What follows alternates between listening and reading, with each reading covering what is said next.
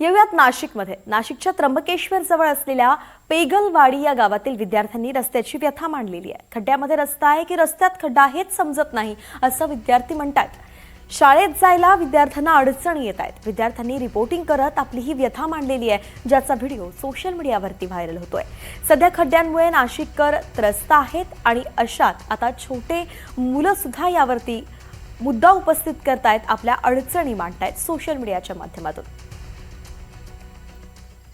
माझं नाव आदित्य गोरे. दीदी रस्त्यामुळे काहीतरी पाहिजे. माझं नाव स्मिता शेठ. आमचं गाव पेगलवाडी आहे. छोटंसं गाव आहे आमचं.